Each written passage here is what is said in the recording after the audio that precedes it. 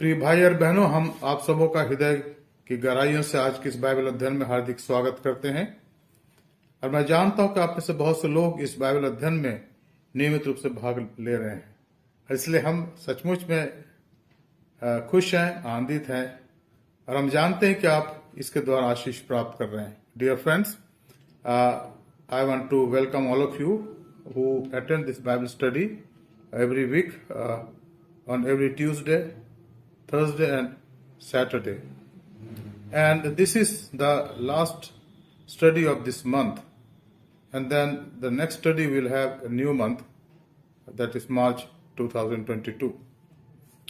And we have been doing our study in the book of Hebrews, which is a book filled with God's promises and the special characteristic of our Lord and Savior Jesus Christ, who gave himself as the expiation for our sins.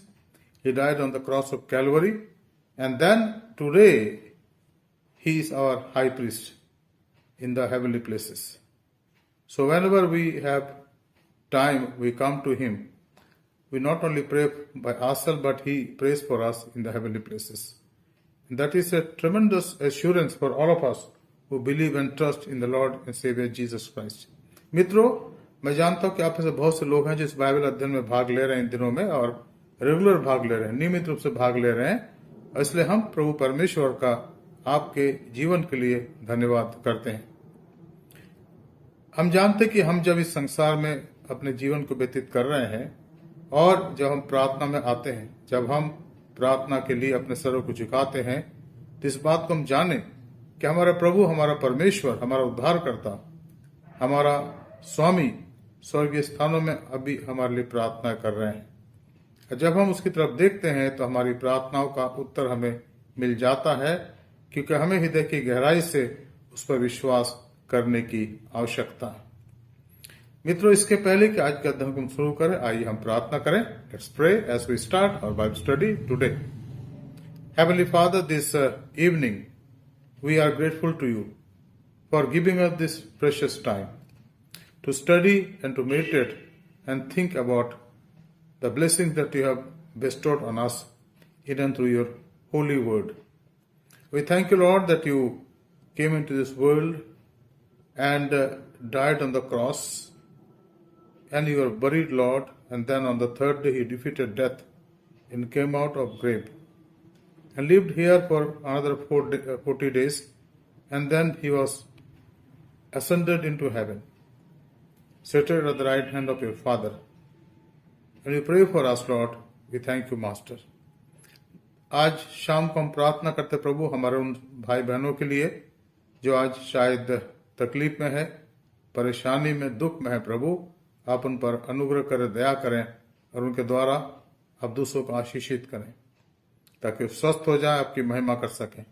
हम जानते परमेश्वर के जीवन में बीमारी है, तकलीफ है, कष्ट है, दुख है प्रभु, लेकिन वे धन्य है प्रभु जो हमेशा आपकी तरफ देखते हैं और आप पर विश्वास बनाए रखते हैं। आज के अध्ययन पर आपके आशीष हो। हमारे उद्धारकर्ता प्रभु यीशु मसीह के पवित्र नाम से मांगते हैं, आमीन। Dear friends, we read in this passage, that is Hebrews chapter 11 verse 13 onwards.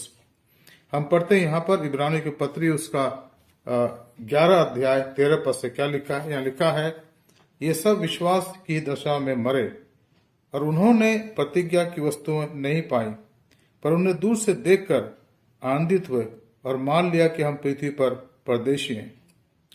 जो ऐसी बातें कहते हैं वे प्रकट करते हैं कि वे स्वदेश की खोज में हैं, और जिस देश से वे निकल आए थे, यदि उसकी सुधि करते तो उन्हें लौट जाने का अवसर था। अब इन बातों को थोड़ा हम देखें ध्यान से कि यहाँ पर लेखक हमसे क्या कहना चाहते हैं। लिखा है, we read in the English also, this all died in faith. Who died? All this heroes of faith, heroines of faith in the history. They lived here in their life, they fulfilled their time span in their life, and they came out as victorious because they trusted the living God and their faith was in God.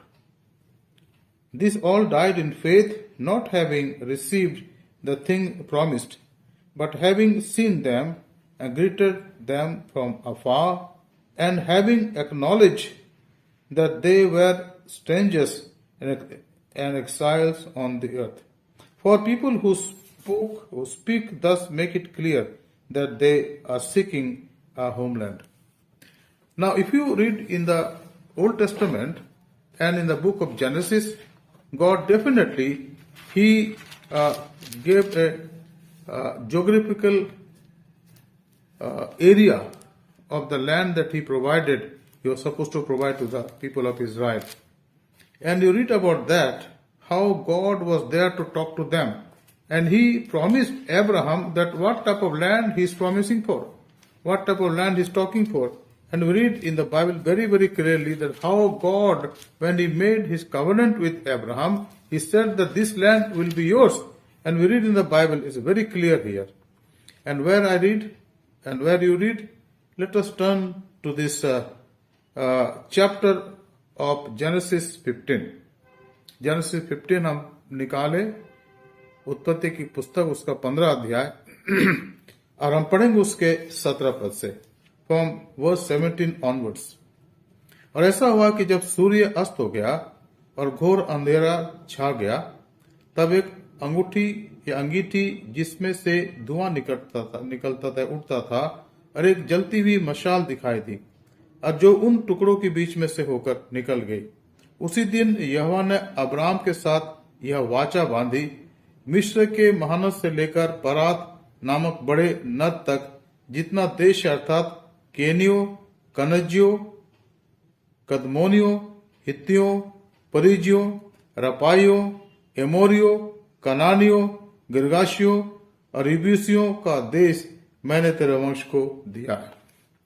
तो परमेश्वर ने यहां पर एक जगह की बात बताई. परमेश्वर उनसे कोई कथा कहानी नहीं कह रहा था, कहानी नहीं कह रहा था कि मैं देश दूंगा, लेकिन यहां पर उसने गिना दिया वो जगह के बारे में, यह बता दिया कि कहां से कहां तक उनका राष्ट्र होगा, और ये राष्ट्र आज उनके पास है, परमेश्वर ने उनको दिया है. यहां लिखा इंग्लिश में पढ़ें, When thus the sun had gone down and it was dark, behold, a smoking fire pot and a flaming torch passed between these pieces of sacrifice. On that day the Lord made a covenant with Abraham, saying, to your offspring I give this land from the river of Egypt. And what is that? The river Nile. और नदी कौन सी है? नील नदी. वहां से लेकर के उसके आगे का जो जगह थी, यहां लिखा है the land of the Canaanite. ऊपर आगे थोड़ा देखें, to your offspring I give this land from the river Egypt to the great river, the river Euphrates. Euphrates जिसको परात महानदी कहा गया है, उस तक का सारा जो देश है, परमेश्वर ने कहा कि मैं तुम्हें दे रहा हूं. बहुत ही स्पष्टता से कही. और यहां लिखा है, what we read here, the land of Kenite, the land of Kenizzites, the land of Kadmonites, the Hittites, the Perizzites, the Rephaim, the Amorites, the Canaanite and Girgashites and Jebusite. यहां करीब करीब 8-9 लोगों का, जातियों का वर्णन है, और परमेश्वर ने कहा कि मैं सारा देश तुम लोगों को दूंगा.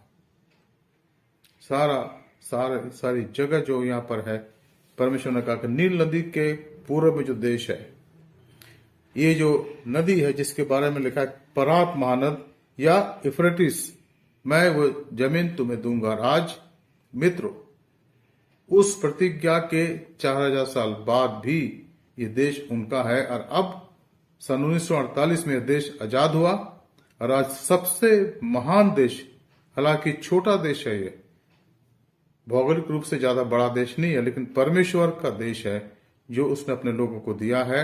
इसलिए ये राष्ट्र शक्तिशाली है और परमेश्वर के प्रतिज्ञाओं पर आधारित राष्ट्र है. तो परमेश्वर के वचन में लिखा है इब्रानियों के अंदर कि ये लोग जानते थे कि हम इस दुनिया में परदेशी हैं, हम इस देश में परदेशी हैं. We are sojourners, we are traveling here. This is not our place for eternity. और यहां लिखा है परमेश्वर ने क्या कहा उनसे, ये सब विश्वासी की दशा में मरे, यानी उनके पूर्वज अब्राहम, इसहाक, याकूब और उनके वंश के लोग, सारे के सारे ये लोग प्रतिज्ञा को देखते रहे और उनके बाद आने वाले नबी, न्यायी, राजा और सारे प्रजा के लोग परमेश्वर की प्रतिज्ञा पर अभी भी अटल हैं। और जो प्रभु यीशु मसीह के विश्वासी वो जानते हैं कि जब यीशु मसीह हमारे प्रभु आएगा तो हमारे को एक नया स्थान मिलेगा, एक नया राष्ट्र मिलेगा, एक नई शहर मिलेगी जहां शांति बनी रहेगी। तो यहां पर इस बात को हम समझें, what is here we need to understand very clearly. यहां लिखा है this all died in faith, जिनका वर्णन हमने देखा इब्रानियों के 17-11 अध्याय में हम देखते हैं। ये सारे के सारे करीब 23, 33, 34 नाम यहां पर दिए गए पूरे 11 अध्याय में। आप देखेंगे कि इसके लिए ईश्वर ने कहा कि ये लोग उस देश के लिए बाट जोते रहे जो उनको नहीं मिला। क्योंकि अगर आप देखें इब्राहिम के वंशज को, जब तक ये मिस्र से नहीं आ गए, परमेश्वर ने उनको देश नहीं दिया। यानी अगले इब्राहिम से परमेश्वर ने जब बातचीत करी उसके करीब करीब 500-600 साल के बाद उनको ये देश दिया गया, और इसलिए वो बाट जोते रहे। और उन्हीं के बारे में लिखा गया जो आज हम मसीह के लिए छाया के समान है। हमारे सामने परमेश्वर ने बहुत सी प्रतिज्ञाएं करी हैं कि मैं तुम्हें ये दूंगा, वो दूंगा। अब बहुत सी बार मित्र, हम में से कई लोग शक करते हैं या विश्वास में कमजोर, हम सोचते क्या परमेश्वर देगा भी या नहीं देगा। बोल तो बहुत कुछ उसने दिया हमें, उसने बहुत कुछ प्रतिज्ञा हमें दी है कि तुम्हारा ये होगा। और प्रकाशित वाक्य के अंदर इतनी प्रतिज्ञाएं हैं जिनको अगर हम पढ़ें तो हमारी आंखें बिल्कुल चकाचौंध हो जाती हैं। हम आश्चर्य करने लगते कि परमेश्वर के सेवक सेविकाओं के लिए, बेटे बेटियों के लिए कितनी प्रतिज्ञा परमेश्वर दी है। क्या वो सचमुच पूरी होंगी मित्रों? क्योंकि परमेश्वर ने कहा है। अगर मनुष्य कहने वाला होता या भविष्यवाणी करने वाला मनुष्य होता, जैसे आजकल हम राशियों को देखते रहते कभी कभी कि भाई अखबार में क्या आ गया, टीवी में क्या आ रहा है, कुछ नहीं है। ये लोगों ने क्या कहा है, कहीं कहीं सत्य है, लेकिन 100% सत्य नहीं। क्योंकि मनुष्यों की आकलन के द्वारा मनुष्य ने उसको अपने ज्ञान से, समझ से जानना चाहा, और भविष्य को मनुष्य नहीं जानता। बाइबल के अंदर लिखा है व्यवस्था विवरण की पुस्तक में कि जो गुप्त बातें हैं वो परमेश्वर के अधिकार में है। The secrets belong to God. इसलिए परमेश्वर ने उन सारी बातों को जो उसने बनाई हम सब के लिए, वो उसने प्रतिज्ञाएं दी हैं, प्रॉमिस करें। इसलिए हमें उन प्रतिज्ञाओं पर आधारित ही होना है और विश्वास करने की आवश्यकता। तो यहां लिखा है कि ये लोग सब विश्वास ही की दशा में मरे और उन्होंने प्रतिज्ञा की वस्तुएं नहीं पाई, पर उन्हें दूर से देखकर आनंदित हुए और मान लिया कि हम पृथ्वी पर परदेशी हैं और बाहरी हैं। ये पृथ्वी आत्मिक रूप से हमारा घर नहीं है। चूंकि मनुष्य प्राणी है, माँ बाप के द्वारा हमने इस संसार में जन्म ग्रहण करा है, ये हमारा घर है टेम्पररी, थोड़े समय के लिए। लेकिन जिस दिन हम यहां से चले जाएंगे हम उसके पास जाते हैं। इसलिए अगर इस संसार में रहते हुए हमने अपने जीवन को प्रभु को सौंपा यीशु मसीह को, तो हम अनंत जीवन के वारिस बन जाते हैं। हमने उन पदों को कई बार देखा है। रोमियो 3:23 में लिखा है कि सब ने पाप किया है और परमेश्वर की महिमा से रहित है। रोमियो 6:23 में लिखा है कि पाप की मजदूरी मृत्यु है, लेकिन ईश्वर का वरदान प्रभु यीशु मसीह में अनंत जीवन है। और हम ये भी पढ़ते हैं कि जितनों ने उसको ग्रहण किया, यूहन्ना 1:12, उन सबको परमेश्वर अपने संतान होने का अधिकार देता था, उन्हें जो उसके नाम पर विश्वास करते, यीशु मसीह पर विश्वास करते हैं।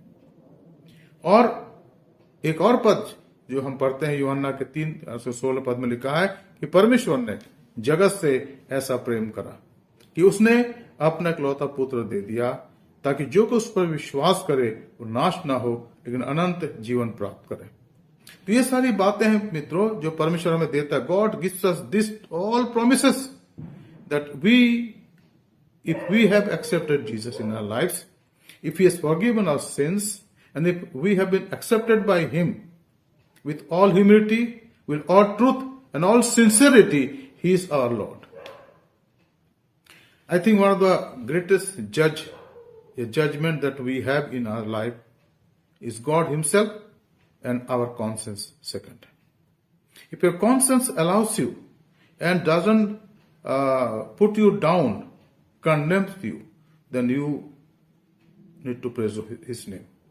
अगर आपका विवेक आपको कचोटता नहीं है कि आपने प्रभु के लिए क्या करा है और उसकी इच्छा को पूरा करा है, तो आपको निडर रहने की आवश्यकता है, आनंदित होने की आवश्यकता है। और अगर ऐसा नहीं है तो पश्चाताप की आवश्यकता है। दोनों चीजें हैं यहां पर, क्योंकि प्रभु जब तक हमें जीवन देता है तब तक पश्चाताप की आवश्यकता कर सकते हैं हम, उसके बाद पश्चाताप नहीं है। इसलिए हम इस बात को जानने की आवश्यकता है कि हम इस संसार में हैं थोड़े समय के लिए। प्रभु हमारे जीवन को शुद्ध करना चाहता है, पवित्र करना चाहता है, ताकि जब इस संसार में हमारी आंखें बंद हो जाएं, सांस खत्म हो जाए, तो हम प्रभु के पास पहुंच करके उसके वहां खड़े रह सकें। और जब आखिरी न्याय होगा तो उसके समय हम खड़े होकर के प्रभु की तरफ देख सकें। ऐसा जीवन प्रभु हमें देता है। तो ये वो लोग हैं जिनके बारे में लिखा है, we read about this type of people who lived their life with all faith and determination and trust in him and his promises. आगे लिखा है उनके बारे में, if they had been thinking of that land from which they had gone out, they would have had opportunity to return. अगर वो दुनिया को देखते तो वापस चले जाते, कठिनाइयों से भाग जाते, लेकिन वहां डटे रहे कि प्रभु उनके साथ रहा और प्रभु ने उनको जयवंत किया।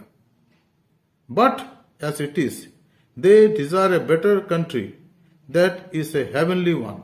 अब यहां लिखा है कि पर वे उत्तम अर्थात स्वर्गीय देश के अभिलाषी हैं, इसीलिए परमेश्वर उनका परमेश्वर कहलाने से नहीं लजाता और उनसे उनके लिए एक नगर तैयार किया।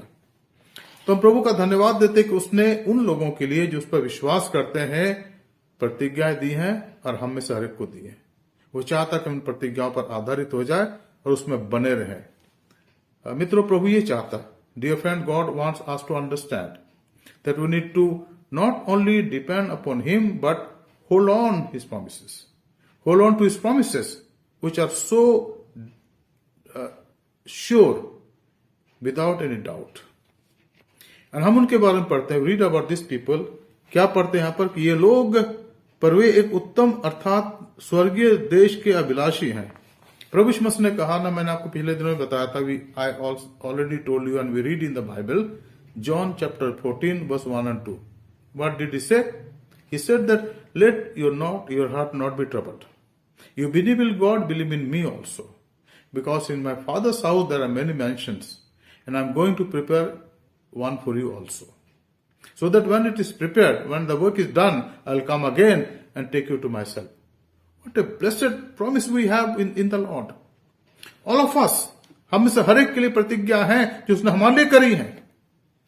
इसलिए हम इस संसार में पूरी दीनता से, ईमानदारी से, विश्वास योग्यता के साथ उसके सामने रहने की आवश्यकता है, ताकि जब प्रभु का आगमन होगा हम उसके सामने लाए जाएंगे, ठीक अनंत काल तक प्रभु के साथ रहें। और इसी को हम पढ़ते हैं मत्ती सुसमाचार के 25 अध्याय के 31 पद से 46 पद तक। We read about the same thing in Saint Matthew's gospel chapter 25 verses 31 to 46। परमेश्वर हमारी सहायता करके हम इन बातों को जाने समझे, क्योंकि ये हमारे लिए बहुत ही महत्वपूर्ण है और हम इस बातों को जाने, परमेश्वर यही हमसे चाहता है। परमेश्वर ने लाल समुद्र को दो भागों में बांट दिया और इसके बाद इस्राएल जाति के लोग निकल कर आए और उसके पीछे जो फिरौन की सेना आ रही थी वो भी आने लगे, लेकिन बाइबल में लिखा है कि वो डूब मरे, वो समाप्त हो गए। ये परमेश्वर का न्याय उनके लिए भी था। और उसके बाद और भी बहुत से आश्चर्यक्रम हुए इतिहास के अंदर, परमेश्वर ने किए हैं। और इसलिए हम जानते हैं कि वो जो प्रतिज्ञा करने वाला विश्वास योग्य है वो कभी असत्य नहीं बोलता। तो यहां लिखा है कि विश्वास करने वाले अपने विश्वास के अनुसार दुनिया में रहे और जब उनका समय पूरा हुआ दुनिया से चले गए। पर उन्होंने प्रतिज्ञा की वस्तुओं को नहीं पाई, पर उन्हें दूर से देखकर आनंदित हुए और मान लिया कि हम पृथ्वी पर परदेशी और बाहरी हैं। जो ऐसी बातें कहते हैं वे प्रकट करते हैं कि हम स्वदेश की खोज में हैं, और जिस देश से वे निकल आए थे, यदि उसकी स्तुति करते तो उन्हें लौट जाने का अवसर था। पर वे एक उत्तम अर्थात स्वर्गीय देश के अभिलाषी हैं, जिसके लिए परमेश्वर उनका परमेश्वर के ऐलान से नहीं ले जाता, क्योंकि उसने उनके लिए एक नगर तैयार किया है। अब मित्रों, हम थोड़ा सा नए पुराने नियम में जाएंगे, देखेंगे क्या क्या लिखा है। मैं चाहूंगा मेरे साथ निकाल लें मेहरबानी से पुराने नियम में उत्पत्ति की पुस्तक उसका 23 अध्याय और 1 से 4 पद हम देखेंगे। Let's turn to our book Old Testament. In Old Testament Genesis chapter 23 verses 1 to 4 क्या लिखा है यहाँ पर। सारा 127 वर्ष की अवस्था को पहुंची, और जब सारा की मृत्यु हुई तब उसकी आयु क्या थी? 127 साल। तब वो किर्यत तरबा में मर गई। ये कनान देश में है और हेब्रोन भी कहलाता है। इसलिए अब्राहम सारा के लिए रोने पीटने को वहां गया। तब अब्राहम शव के पास से उठकर हित्तियों से कहने लगा, मैं तुम्हारे बीच अतिथि और परदेसी हूं। मुझे अपने मध्य में कब्रिस्तान के लिए ऐसी भूमि दो जो मेरी निज हो जाए, मैं अपने मृतकों को गाड़कर अपनी आंख से ओट करूं। Sarah lived for 127 years. These were the years of the life of Sarah. And Sarah died at Kiryat Arba, that is in Hebron, or that is called Hebron, in the land of Canaan. And Abraham went to mourn for Sarah and to weep for her. And Abraham rose up from before his dead and said to the Hittites, I am a sojourner and a foreigner among you. Give me property among you for a burying place, that I may bury my dead out of my sight. अब यहाँ पर जो मुख्य बात है उसको हमें समझने की आवश्यकता है, किस प्रकार से परमेश्वर के इस व्यक्ति के जीवन में इस बात को परमेश्वर ने बता दिया था कि यहाँ पर तो परदेशी है। बाद में चल करके ये देश उनको दिया गया, लेकिन अब उनका नहीं था। तो उस अब्राहम ने उसको खरीद लिया। उसने उनसे क्या कहा, मैं तुम्हारे बीच में परदेशी हूं। और वो चाहता तो जमीन खरीदता, लेकिन परमेश्वर ने उसको आज्ञा नहीं दी थी कि जमीन खरीद कर कुछ करे वहां पर। उसने अपने आप को परदेशी बनाए रखा, और जब उसको जमीन चाहिए थी उसने खरीद लिया। मैं सोचता एक ऐसा प्रमाण है जो हमारे लिए बहुत ही महत्वपूर्ण है। एक और पद मैं चाहूंगा अपने साथ निकाल लीजिए मेहरबानी से कुछ पदों को। इसी उत्पत्ति की पुस्तक के 22 अध्याय को देखिए। Let us turn to Genesis chapter 22 verses 1 onwards. इन बातों के पश्चात ऐसा हुआ कि परमेश्वर ने अब्राम से कहकर उसकी परीक्षा की कि अब्राम, उसने कहा, देख मैं यहाँ हूं। उसने कहा, अपने पुत्र को अर्थात अपने इकलौते पुत्र इसहाक को, जिससे मैं तू प्रेम रखता है, संग लेकर मोरिया देश में चला जा, और वहां उसको एक पहाड़ के ऊपर जो मैं तुझे बताऊंगा होम बलि करके चढ़ा। अतः अब्राहम सवेरे उठकर तड़के उठा और अपने गधे पर काठी कसकर और 2 सेवक और अपने पुत्र इसहाक को संग लिया, और होम बलि के लिए उसने लकड़ी चीर ली। तब निकलकर उस स्थान की ओर चला जिसकी चर्चा परमेश्वर ने उसको दी थी। तीसरे दिन अब्राहम ने आंखें उठाकर उस स्थान को देखा, और उसने अपने सेवकों से कहा, गधे के पास यहीं ठहरे रहो, ये लड़का और मैं वहां तक जाकर और दंडवत करके फिर तुम्हारे पास लौट आएंगे। After these things God tested Abraham and said to him, Abraham, and he said, Here am I. He said, Take your son, your only son, Isaac, whom you love, and go to the land of Moriah, and offer him there as a burnt offering on one of the mountains of which I'll tell you. So Abraham rose early in the morning, sandaled his donkey, and took 2 of his young men with him, and his son Isaac. And he cut the wood for the burnt offering, and arose and went to a place which God had told him. On the 3rd day, Abraham lifted up his eyes and saw the place from afar. Then Abraham said to his young men, Stay here, with the donkey.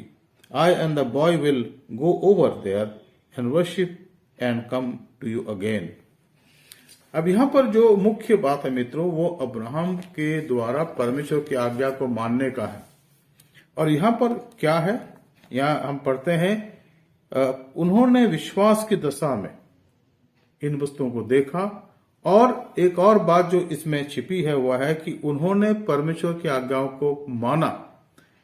One of the things that is hidden here, when you read about the account in Hebrews chapter 11 verses from 13 onwards, that they obeyed, Abraham obeyed God, and which is written here. यहाँ लिखा, हम पढ़ते हैं इसको, Abraham ने परमेश्वर की बात को माना और आज्ञा मानी, पर एक उत्तम अर्थात स्वर्गीय देश के अभिलाषी हैं, जिसके लिए परमेश्वर उनका परमेश्वर कहने से नहीं ले जाता, क्योंकि उसने उसके लिए एक नगर तैयार किया। आज्ञा मानने कारण अब्राहम के वंशज आगे चलकर उस देश के अधिकारी हो गए। परमेश्वर जानता था कि ये व्यक्ति अब्राहम मेरी आज्ञा मानेगा, लेकिन अब पूरी तरीके से उसके इस समय में, जब अब्राहम निश्चित रूप से 115 साल का तो हो गया होगा, अब उस उम्र में उस बच्चे की मांग ईश्वर ने करी, जिसके लिए उसने कहा था कि यह तेरा वंश होगा। अब्राहम जानता था कि अगर मैं परमेश्वर को इसको चढ़ा भी दूं होम बलि करके, तो परमेश्वर उसको जला देगा। लेकिन अब्राहम अगर चाहता तो रुक सकता था, कह सकता था परमेश्वर ये क्या बात है, आपने दिया, अब यही आप मांग रहे हैं। ईश्वर ने कहा तू जो सबसे प्रेम करता अपने बेटे से, जो तू तेरे लिए सबसे प्रिय है, उसको तू मेरे लिए अर्पण कर दे, चढ़ा दे, होम बलि कर दे। जब अब्राहम ने ऐसा करा, आगे अगर आप पढ़ें उससे अध्याय के अंदर जो अभी हमने देखा उत्पत्ति के 22 अध्याय में, तो वहां पर आप इस बात को पाएंगे और देखेंगे किस प्रकार से अब्राहम ने अपने बेटे को बलिदान कर चढ़ाया, लेकिन परमेश्वर ने रोका। तब परमेश्वर ने कहा कि मैंने जान लिया है अब्राहम तो अपने बेटे से बढ़कर मुझसे प्रेम करता है। अब मित्रों, हमारा जो मसीह जीवन है इसी प्रकार होना चाहिए। संसार की तमाम बातें, तमाम चीजें जो हमारे पास आज हैं, वस्तुएं जो हमारे पास हैं, ये क्षणिक हैं। हमारा शरीर भी क्षणिक है। जब हम दुनिया से जाते हैं तो हम या तो दफनाए जाते हैं या उसको क्रिमिनेट किया जाता है। मतलब क्या है कि अब ये मिट्टी के अंदर मिल गया, मिट्टी में दबा दिया गया। लेकिन हमारी जो आत्मा, हमारा जो हृदय है, हमारा जो मन है, हमारा जो आत्मा है, वो परमेश्वर के पास है। उसको एक दिन परमेश्वर के जजमेंट का, परमेश्वर के न्याय का सामना करना है। और इसलिए यहां पर साफ साफ बताया गया कि ये वो लोग थे जिन्होंने विश्वास के द्वारा अपने जीवन को व्यतीत करा और इस संसार में परदेसी होकर रहे। They lived their life as foreigner, as sojourners. They did not question God. The God is not giving to us, you are promising great things. Who is going to enjoy? Because they knew this life is a temporary life. We live in this world for a certain time. No matter what property we accumulate, no matter what education we get, no matter whatever we have in this world, everything is temporal. So what is eternal? Or God of the Bible, Lord Jesus, His Son, and the Holy Spirit, they are eternal. And the moment we acknowledge His Lordship in our life, His Lordship in our life, He becomes our Lord and God. And then He start identifying Himself with our lives. This is the good news of the Bible. This is the good news of God's grace and mercy. We not only identify ourselves that we are Christian, we belong to Christ, but God in return identify Himself with us. And that is why it is in the Bible it is said about God, whenever He came and had given a vision or some appearance of Him, I am the God of Abraham, God of Isaac, and God of Jacob. This is a miracle of grace. But it happens to us. ये अनुग्रह का एक समाचार है, एक आश्चर्यकर्म है, लेकिन ये हमारे साथ होता है क्योंकि परमेश्वर जीवित है और वो आज हमारे जीवन में कार्य करता है। अब मैं सोचता हूं मित्रों, हमें इस बात को अच्छे से जानना और समझने की आवश्यकता है। अब हम दूसरी बात को देखेंगे जो पाया जाता है पद 17 और उसके बाद। विश्वासी से अब्राहम ने परखे जाने के समय में इसहाक का बलिदान चढ़ाया, और जिसने प्रतिज्ञा को सच माना था और जिससे ये कहा गया था इसहाक से तेरा वंश चलेगा, वही उस अपने इकलौते बेटे को चढ़ाने गया, क्योंकि उसने मान लिया था कि परमेश्वर सामर्थी है और उसे मरे हुए में से भी जिला सकता है। अतः उन्हीं में से दृष्टांत रीति पर वो उसको फिर से मिला। ना इस बात को हम समझे। Now what is here? Verse 17 and 18. By faith Abraham, when he was first tested, offered up Isaac, and he who had received the promises was in the act of offering up his only son, of whom it was said, through Isaac shall your offerings be named. अब Abraham को कहा गया था कि इसी के द्वारा तेरा वंश चलेगा। परमेश्वर कहता है इसको चढ़ा दे। Sometimes we don't understand God's planning.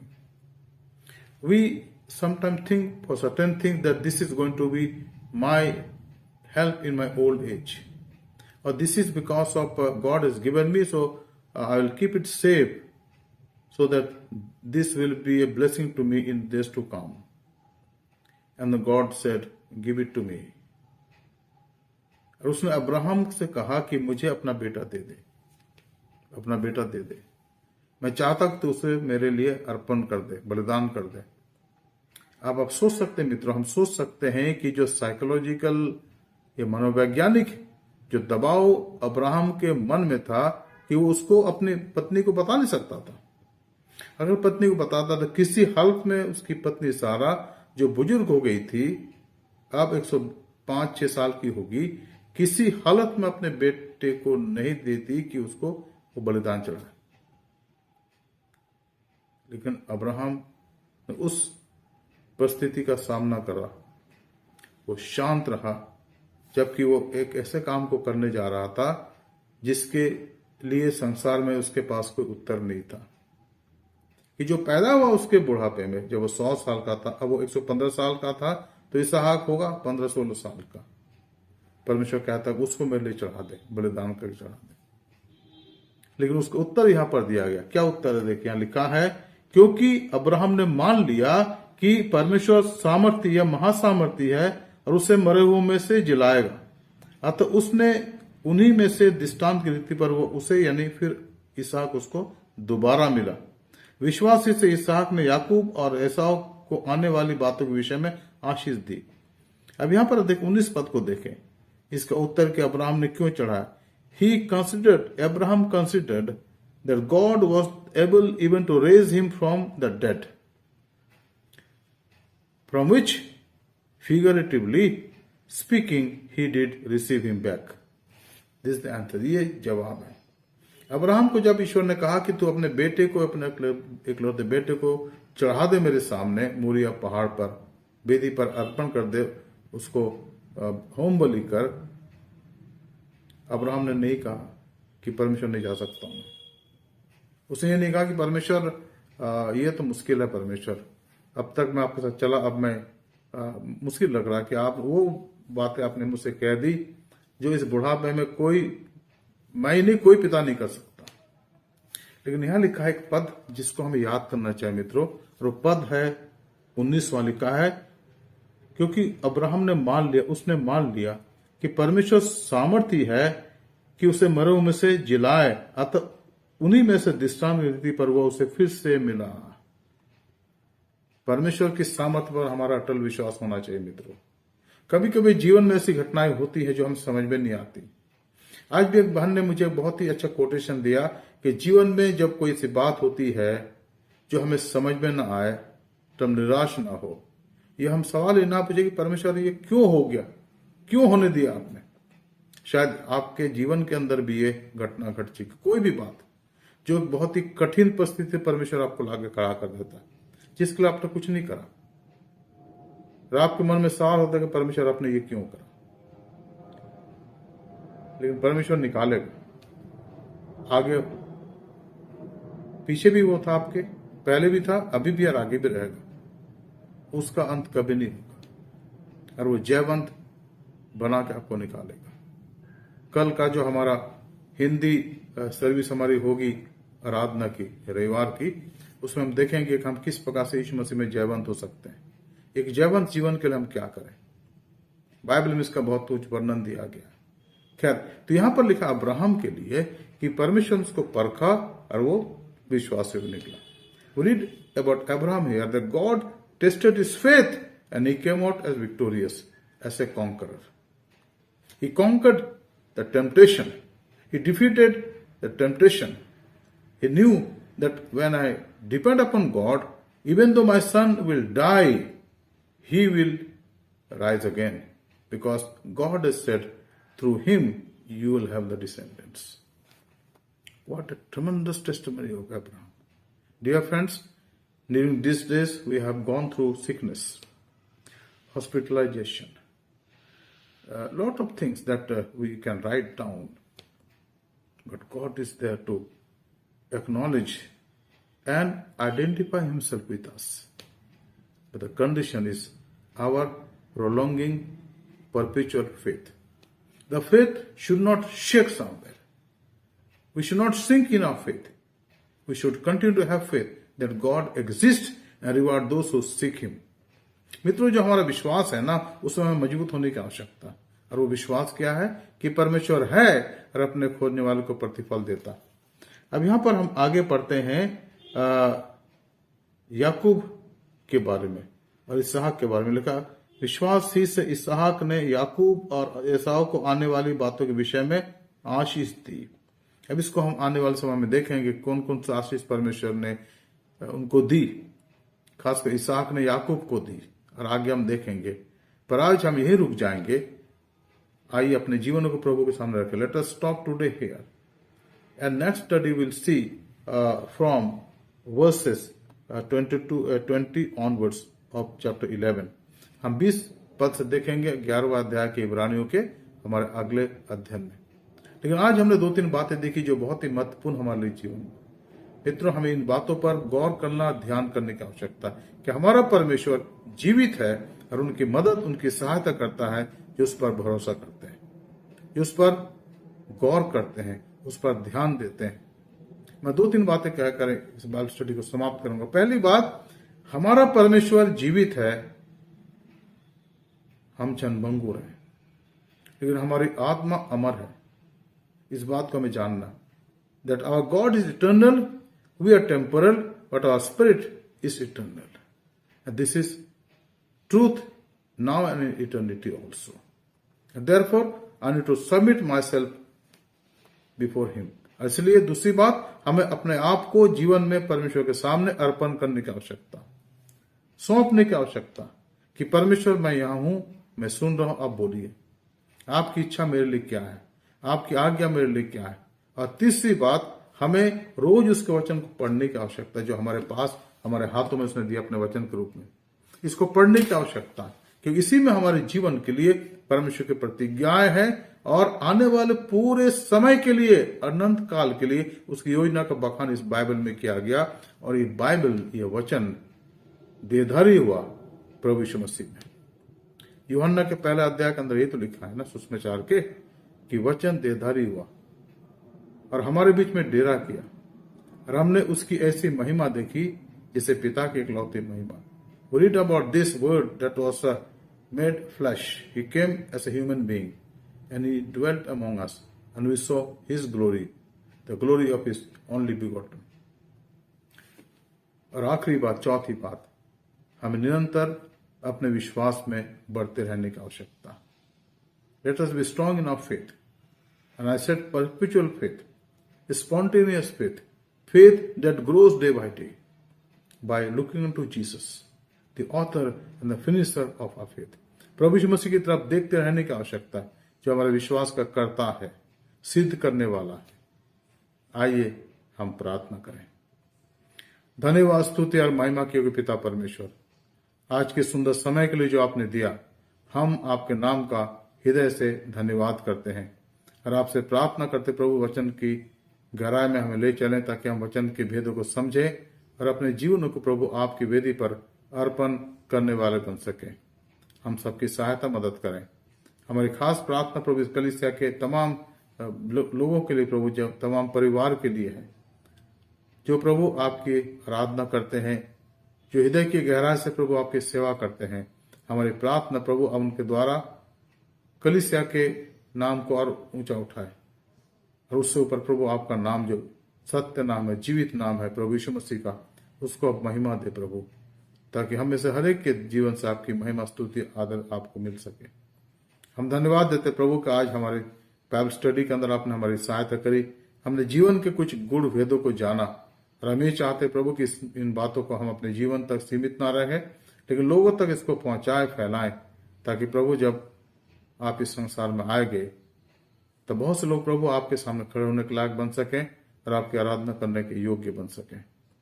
हमारे देश के लिए प्रार्थना करते प्रभु, देश पर अनुग्रह करें। और हम प्रार्थना करते प्रभु खास करके हमारे कलीसिया के लिए, मैथोडिस्ट चर्च इन इंडिया के लिए और हमारे बिशप्स के लिए प्रभु जी, खासकर हमारे बिशप सुबोध सिंह मंडल, मैडम सुदीप्ता मंडल, उनके बेटे के लिए और उनके परिवार के लिए, तमाम डिस्ट्रिक्ट सुपरिंटेंडेंट्स उनके परिवारों के लिए, तमाम पासबानों के लिए, उनके परिवारों के लिए और तमाम कलीसिया के विश्वासियों के लिए प्रभु जी, जो मैथोडिस्ट चर्च के अंदर पाए जाते हैं और दूसरे संस्थागत कलीसिया में पाए जाते हैं, हर एक पर आपके आशीष हो प्रभु। हम पर आप दया करें। हमारे देश के लिए प्रार्थना करते हैं, देश के अगुओं के लिए प्रार्थना करते हैं, उन पर आप दया करें, उन पर आपकी कृपा पाई जाए, ताकि वो भी आपके डर भय में होकर अपनी जिम्मेदारियों को पूरा करने वाले बन सके। धन्यवाद देते प्रभु, आपने हमारी प्रार्थना सुनी है। धन्यवाद देते प्रभु कि आपने इस माह हमारी मदद करी कि प्रभु इस फरवरी माह में हम बाइबल का अध्ययन कर सकें। अब जबकि प्रभु हम एक नए माह में प्रवेश करेंगे और हम चाहेंगे कि हमारी मदद, हमारी सहायता करें, ताकि हमारे मनों में धन्यवाद के शब्द पाए जाए, हमारे मनों में प्रभु आपकी स्तुति करने की इच्छा पाई जाए और हमारे मनों में आपके सामने आपके लिए योग्य और विश्वास योग्य सेवक सेविका बनने की बात पाई जाए। Lord, we pray that keep us humble, keep us holy, and keep us always proclaiming your good news in and through our lives. In Jesus' precious name I pray. Amen. Let us receive the benediction. And now, in the grace of our Lord Jesus, love of the Father, and sweet communion of the Holy Spirit, rest and abide with all of us, now and forevermore. Amen. आप सबों को जय मसीह। प्रभु आप सबको आशीष दे और इस महीने में प्रभु ने हमारी मदद करी कि हम इस अध्ययन को समाप्त कर सकें, क्योंकि अब अगले अध्ययन के समय हमारे कैलेंडर में नया महीना आ जाएगा, मार्च 2022 का आ जाएगा। तो हम प्रभु का धन्यवाद देते कि इस साल में 2022 के जनवरी और फरवरी के माह के अंदर हमारे प्रभु ने सहायता करी, हम बाइबल स्टडी हमने करी और हमारी आशा के नए मंथ में जब हम प्रवेश करते नए महीने में तो हमारे हृदय के अंदर धन्यवाद के शब्द होंगे। Dear friends, we conclude this month Bible study with this study and in the next study we'll have a new month, that is March 2022. But let us always thank God for everything that He has done in our lives, all the blessings that He has bestowed.